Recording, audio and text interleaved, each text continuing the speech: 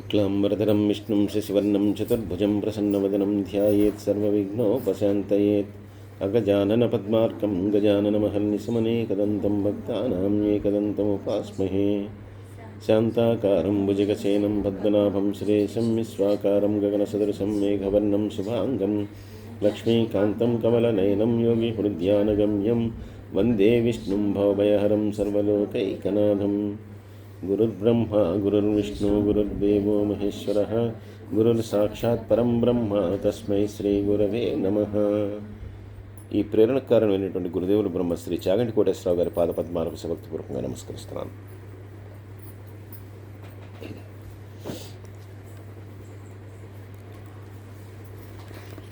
మాహిష్మతి అనేటటువంటి నగరాన్ని మన బాహుబలి కాదు, ఆ రోజుల్లో కార్తవీర్యార్జునుడు పరిపాలించేవాడు. కార్తవీర్యార్జునుడి యొక్క నగరం అది.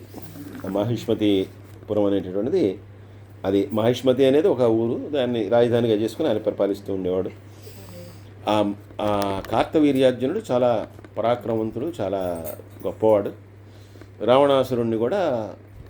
రావణాసురుడు కూడా కార్తవీర్యార్జునుడికి భయపడతాడు. 1000 బాహువులు కలిగినటువంటి వాడు, సహస్రబాహు ఆయన, అంతటి గొప్పవాడు. ఆయన ఒకానొక సమయంలో దత్తాత్రేయుడిని శరణు కొడతాడు. అప్పటి నుంచి దత్తాత్రేయుడి యొక్క భక్తుడు ఆయన. దత్తాత్రేయుడు చెప్పినట్టుగా నడుచుకుంటూ ఉంటాడనమాట. ఈ దత్తాత్రేయుడు అంటే ఈయన త్రిమూర్తుల యొక్క అంశ. అత్రి మహర్షికి యొక్క సంతానం ఆయన. అంటే కావాలని చెప్పి ఆవిడ అడుగుతుంది, ఆవిడ సంతానంగా జన్మించమని చెప్పి. అందుకని ఆయన త్రిమూర్తి స్వరూపం, బ్రహ్మవిష్ణు మహేశ్వర స్వరూపం ఏదైతే ఉందో అది ఒక్కటే దత్తాత్రేయుడిగా వచ్చింది అని చెప్పి మనకి చెప్తారు. గురువుల్లో అందరిలోకి సద్గురువు ఆయన. గురువు అంటే ఆయనే దత్తాత్రేయుడు. తర్వాత వీళ్ళందరూ కూడా గురువుల కింద మనం చేసుకున్నటువంటి వాడు. కానీ భగవదావతారంలో గురువుగా వచ్చినటువంటి వాడు దత్తాత్రేయుడు. ఆయనే గురువుగా వచ్చాడు. అటువంటి దత్తాత్రేయుడిని ఒకసారి కార్తవీర్యార్జునుడు వెళ్ళి అడిగాడు, మీ అనుగ్రహం వల్ల చాలా విషయాలు తెలుసుకున్నాను, కానీ మాఘమాస ఫలం గురించి నాకు తెలియదు, దాని గురించి తెలియజేయండి అని చెప్తే ఆయన చెప్పాడు. ఇది అనేకసార్లు మనం చెప్పుకున్నాం. ఇదేంటంటే నదీ స్నానం అనేటటువంటిది ఈ మాసంలో విశేషమైంది చెప్పారు. అలాగే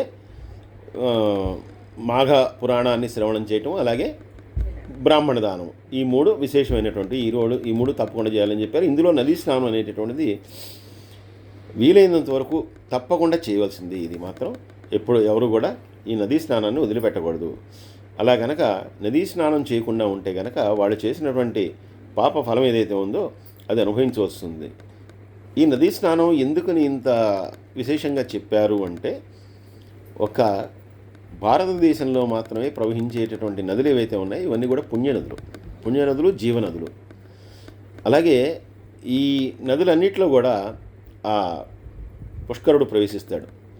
అందుకని ప్రతి నదికి కూడా, అంటే ఈ 12 నదులకి, చాలా నదులు ఉన్నాయి, అందులో 12 నదులకి మాత్రం, అంటే మిగిలినవన్నీ కూడా వాటి ఉపనదులు ఏవో ఉంటాయి.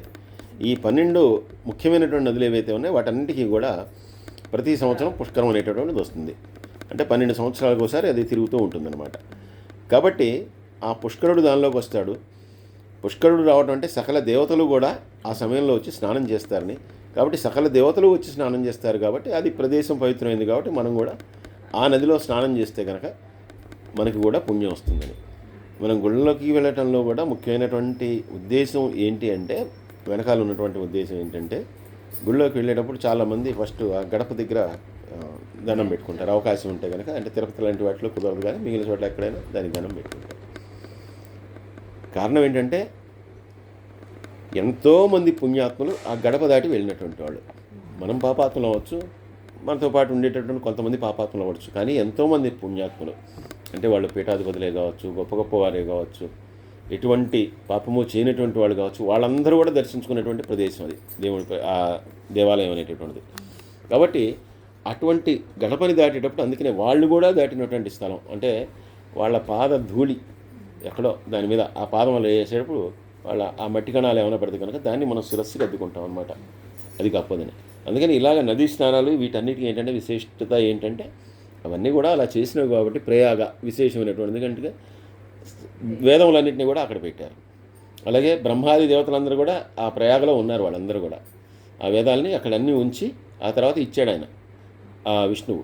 కాబట్టి ఆ వేదాలన్నీ ఉన్నటువంటి స్థలం కాబట్టి అందుకనే ప్రయాగ అంత అన్ని తీర్థాల్లో కూడా పవిత్రమైనటువంటిది ప్రయాగ అని. ఇలాగ అన్ని నదులు కూడా పవిత్రమైనటువంటివి కాబట్టి ఈ రకంగా నదీ స్నానాలు అనేటువంటివన్నీ కూడా ఇంత విశేషం అని అందుకుని వచ్చాయ్యా అని చెప్పి వివరంగా చెప్పి, పంచమహాపాతకాలు చేసినటువంటి వారైనా కూడా ఈ నదీ స్నానం వల్ల వాళ్ళందరూ కూడా వాళ్ళ యొక్క పాపాలని పోగొట్టుకుంటారు అని చెప్పి చెప్తూ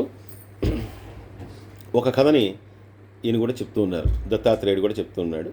అదేంటంటే భాగ్యపురం అనేటటువంటి ఊళ్ళో హేమాంబరుడు అనేటటువంటి ఒక వైశ్యుడు ఉండేటటువంటి అట్ట. ఈ వైశ్యుడు చాలా ధనాన్ని సంపాదించాడు. అలాగే ఈయన దగ్గర రాసుల కొద్దీ బంగారం కానీ నగలు కానీ ఇవన్నీ కూడా రాసుల కొద్దీ ఉన్నాయి. అలాగే చాలా మంచివాడు, అందరికీ కూడా అడిగిన వారికి సహాయం చేసేటటువంటి వాడు, డబ్బును సంపాదించాడు, అందరికీ సహాయం చేసేటటువంటి వాడు, ఇలా మంచివాడు ఇతనికి 2 కుమారులు ఉన్నారు. సరే, ఈయన కాలం అయిపోయింది, ఈయన పెద్దవాడు అయిపోయాడు, చనిపోయిన తర్వాత ఈ కుమారులు ఇద్దరు కూడా ఆయన ఆస్తినంతా కూడా ఇద్దరు చిర సమానంగా పంచుకున్నారు. ఇద్దరు పంచుకుని ఇద్దరు కూడా ఆస్తిని అనుభవించడం మొదలుపెట్టారు. కాకపోతే కొన్నాళ్ళు వీళ్ళు కూడా తండ్రి చేసినటువంటి వ్యాపారాన్ని చేశారు, కానీ వీళ్ళు చెడు వ్యసనాలు అబ్బాయి వీళ్ళకి. సో మధువు మగువ ఇవన్నీ కూడా వీళ్ళకి అలవాటు అయిపోయి వీళ్ళు మెల్లగా దారి తప్పడం మొదలుపెట్టారు. అలా దారి తప్పి చివరికి వాళ్ళ ఆస్తులు అలాగే వాళ్ళ ఒళ్ళు అన్నీ కూడా నాశనం అయిపోయినాయి, శరీర ఆరోగ్యం అన్నీ కూడా దెబ్బతిన్నాయి. అంతా ఇలా జరిగిన తర్వాత చాలా కాలం అయిన తర్వాత వీళ్ళు కూడా కొన్నాళ్ళ తర్వాత ఇద్దరు వీళ్ళ టైం కూడా అయిపోయింది, వీళ్ళిద్దరు కూడా చచ్చిపోయిన తర్వాత విష్ణుదూతలు యమదూతలు ఇద్దరు వచ్చి వాళ్ళని తీసుకెళ్ళడానికి వచ్చారట. తమ్ముడినేమో విష్ణుదూతలు తీసుకెళ్ళడానికి సిద్ధపడుతుంటే ఈ అన్నగారిని మాత్రం యమదూతలు తీసుకెళ్తున్నారట.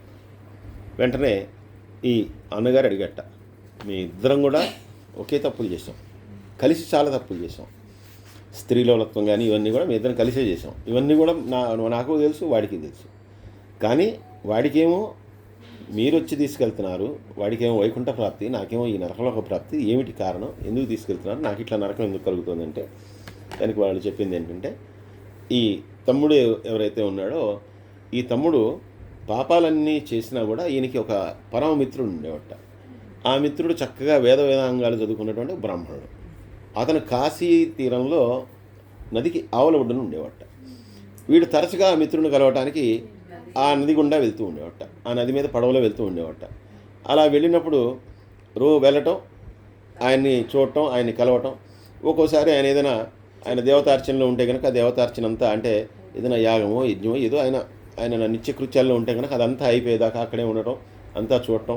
ఒక్కోసారి ఆయన ఇక్కడే నది ఒడ్డున ఈయన కనిపించి సంధ్యావందనం ఏదో చేసుకుంటే ఈయన కూడా ఆయనతో పాటు ఆ నదిలో మునగటం, ఇవన్నీ కూడా చేశాట. అందుకని తెలిసో తెలియకో గంగా నదిలో చేసినటువంటి స్నానఫలము, అలాగే బ్రాహ్మణ దర్శనము, అది కూడా ఏంటంటే ఉత్తమమైన బ్రాహ్మణ దర్శనం, ఎవడో బ్రాహ్మణుడు కాదు, ఉత్తమమైనటువంటి బ్రాహ్మణ దర్శనం. ఆయన స్నేహితులు అవటం ఈయన అదృష్టం. వీటన్నిటి వల్ల ఇతను చేసినటువంటి పాపాలు ఏవైతే ఉన్నాయో అవన్నీ పోయి ఇతనికి పుణ్యం వచ్చిందయ్యా. అంతేకాదు మాఘమాసంలో విశేషించి చాలాసార్లు స్నానం చేశాడు. అది వాడికి మాఘమాసం అని తెలియదు, ఇవేమీ తెలియదు, అది తెలియకుండానే చేశాడు. కాబట్టి వాడికి ఆ పుణ్యం అంతా వచ్చింది కాబట్టి వాడిని మేము తీసుకెళ్తున్నాం, నువ్వు మాత్రం నరకానికి వెళ్ళాలి అని చెప్పి వాడిని పంపించారట. ఈ రకంగా తెలిసి చేసినా తెలియక చేసినా కూడా మాఘమాసంలో చేసేటటువంటి నదీ స్నానం అనేటటువంటిది అంత పుణ్యమైనటువంటి ఫలాన్ని ఇస్తుంది అని చెప్పి కార్తవీర్యార్జునుడికి దత్తాత్రేయుడు చెప్తూ ఉన్నాడు. సర్వే జనా సుఖినో భవంతు, సమస్త లోకా సుఖినో భవంతు. స్వస్తి.